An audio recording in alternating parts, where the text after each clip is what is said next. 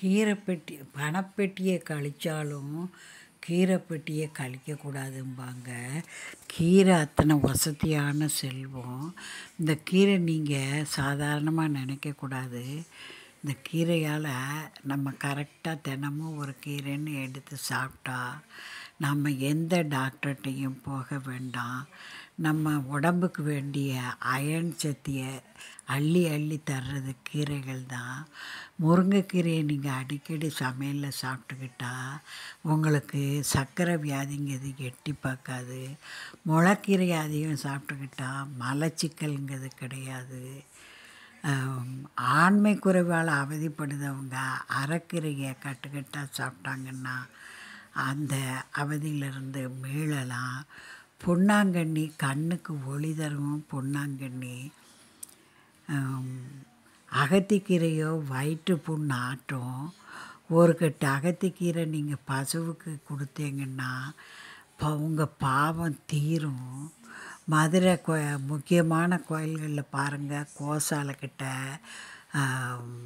அகத்திக்கீரை விற்றுக்கிட்டு இருப்பாங்க. அதை வாங்கி நீங்கள் பசுவுக்கு கொடுத்தீங்கன்னா உங்கள் பாவம் தீரும். முன்னோர்களுக்கு உள்ள பிதிர்க்கடன் தீரும்.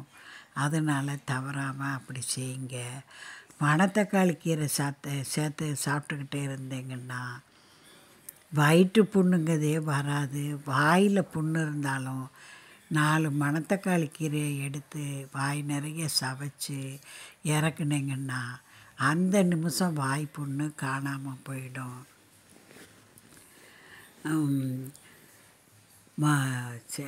நிறைய கீரைகள் உங்களுக்கு சிறுநீரகத்துக்கு நன்மை செய்கிற கீரைகள் இருக்குது. இப்படி நீங்கள் பசலைக்கீரை தசைக்கு வலு தரும்.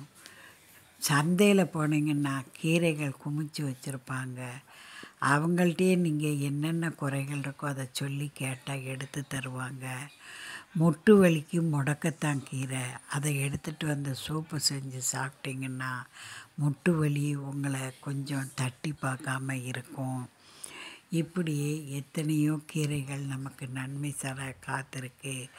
தூதுவளைக்கீரையை வாங்கிட்டு வந்து சுத்தம் பண்ணி அது கூட சிகப்பு மிளகாய், பெருங்காயம், வெங்காயம், ஒரு பல் பூண்டெல்லாம் வச்சு அரைச்சி தோசை மாவில் கலந்து குழந்தைகளுக்கு நீங்கள் சாப்பிட கொடுத்தா சளிங்கிற பேச்சுக்கே இடம் கிடையாது. வெண்ணெய், நெய், பாலுன்னு கொழுப்புச்சத்தான ஆகாரம் கொடுத்தாலும் கீரை கொடுத்தீங்கன்னா நம்ம இரத்த ஓட்டத்துக்கு ரொம்ப நல்லது. வேலை செய்ய வலுவுடைய இரும்பு சத்தை அள்ளி கொடுக்குது. அதனால் தவறாமல் நீங்கள் உங்கள் உணவில் கீரை சேருங்க. நீங்கள் சாப்பிட்றது மாத்திரம் பத்தாமல் வளரும் தலைமுறைக்கும் கீரை சாப்பிட பழக்குங்க.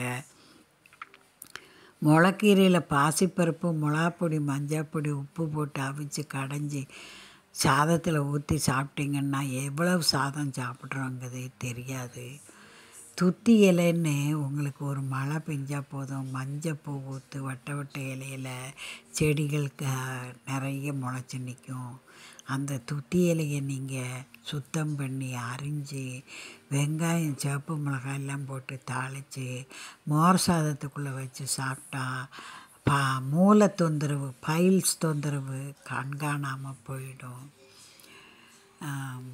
இதுபோல் உபயோகமான கீரைகளை தேடி பிடிச்சி வாங்கி சாப்பிட்டு உங்கள் உடம்பை ஆரோக்கியமாக வச்சுக்கோங்க. கீரையை போல் சிறந்த டாக்டர் வேறு எதுவுமே இல்லைன்னு சொல்லலாம். மனச்சிக்கல்னால் மலச்சிக்கல் வந்தால் நம்ம உடம்பே சிக்கலாயிரும். அந்த மலச்சிக்கலை தீர்க்கதே கீரை தான். மலச்சிக்கல் உள்ளவங்க தினமும் மறக்காமல் ஒரு கீரை சாப்பிடுங்க. கீரை சூப்பு வச்சு சாப்பிடுங்க. மலச்சிக்கலை நீங்கள் கேர் பண்ணாமல் விட்டிங்கன்னா உங்களுக்கு மூல தொந்தரவு வந்து ஆசன வாய் குத்துன்னு குத்தும். உங்களால் உட்காரக்கூட முடியாது. அதனால் மருத்துவ பெட்டியான கீரையை சேர்த்து வளமான வாழ்வு வாழுங்க. இதுபோல் ஆரோக்கிய குறிப்புகளோடு உங்களை நான் மீண்டும் சந்திக்கிறேன். நன்றி, வணக்கம்.